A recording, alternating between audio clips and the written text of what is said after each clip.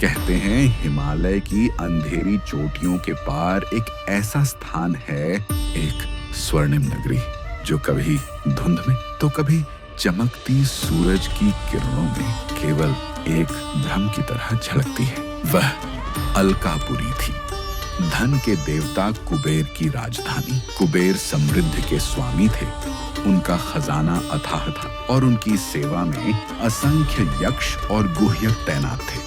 लेकिन एक चीज थी जो कुबेर को सबसे प्रिय थी, उनका पुण्य कोश।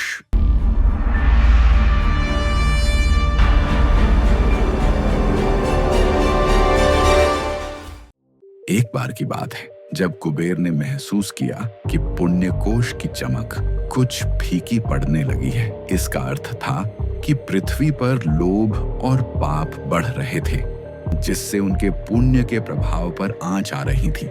चिंतित होकर उन्होंने अपने सबसे विश्वसनीय यक्ष प्रहरी को बुलाया।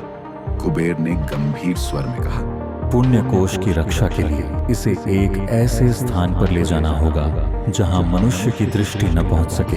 एक ऐसा स्थान जो पवित्र हो परंतु रहस्यमय भी। प्रहरी ने सिर झुकाया। आज्ञा स्वामी, कहाँ ले जाऊं?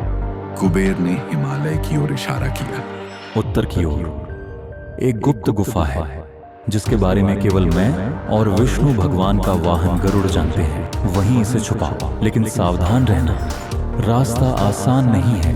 एक भूल भुलैया है जहां समय और दिशा का कोई अर्थ नहीं रहता। और सबसे बड़ा खतरा है निशाचर।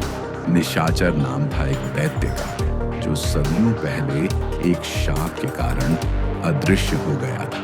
वह केवल अंधेरे में महसूस किया जा सकता था और उसका एकमात्र लक्ष्य देवताओं के पुण्य को नष्ट करना था, ताकि वह शाप से मुक्त हो सके। प्रहरी ने पुण्य कोश को एक सुनहरी पेटी में रखा और अलकापुरी से निकल पड़ा। यात्रा के पहले भाग में तो सब ठीक रहा, लेकिन जैसे ही वह उस गुप्त मार्ग पर पहुंचा, आकाश में बादल छा गए और एक अजीब सी सन्नाटा छा गया। हवा में एक सिहरन थी।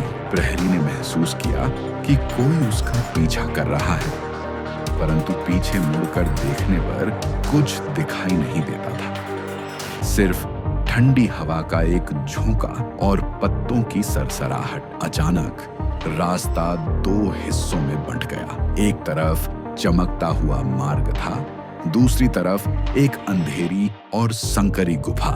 कुबेर के निर्देशानुसार उसे अंधेरे मार्ग को चुनना था। प्रहरी ने साहस जुटाया और गुफा में प्रवेश किया। अंदर अंधेरा था, सिर्फ पुण्य कोश की मंद रोशनी ही उसका मार्गदर्शन कर रही थी। तभी एक दहाड़ सुनाई दी। जो पुण्य कोश तुम ले जा रहे हो वो मुझे दे दो। यह निशाचर था। प्रहरी ने अपनी तलवार निकाली, पर वह किससे लड़ता? दुश्मन तो अदृश्य था। अचानक एक अदृश्य शक्ति ने उसे जोरदार झटका दिया और पेटी उसके हाथ से छूटकर दूर जा गिरी। पुण्य कोश की रोशनी डगमगाने लगी। प्रहरी घबरा गया। वह अंधेरे में तलवार घुमाने लगा, लेकिन व्यर्थ। निशाचर की हंसी गुफा में गूंजने लगी। तभी प्रहरी को कुबेर की एक बात याद आई। निशाचर शापग्रस्त है और पुण्य की रोशनी ही उसे कमजोर कर सकती है। उसने तत्काल ध्यान लगाया और पुण्य कोश की ओर दौड़ा। पेटी उठाते ही उसने उसका ढक्कन खोल दिया। पुण्य कोश से निकलने वाली तेज प्रकाश की एक लहर ने पूरी गुफा को भर दिया। उस प्रकाश में एक विकृत और पीड़ादायक छाया दिखाई दी, निशाचर का असली रूप। प्रकाश ने उसे जकड़ लिया और वह चीखता हुआ अंधेरे में विलीन हो गया। खतरा टल गया था। प्रहरी ने पुण्य कोश को सुरक्षित उस गुप्त गुफा में पहुंचा दिया, जहां गरुड़ ने अपने एक पंख का प्रतीक छोड़ रखा था, जो उस स्थान को हमेशा के लिए पवित्र और संरक्षित कर देता था।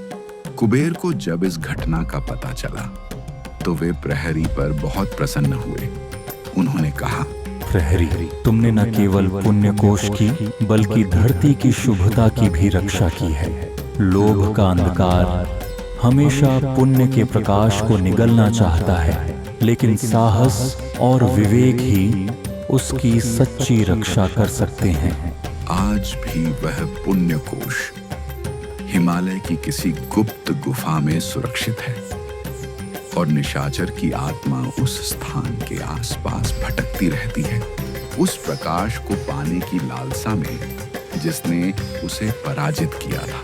यह रहस्य केवल सच्चे हृदय और निडर आत्मा वाले ही जान पाते हैं।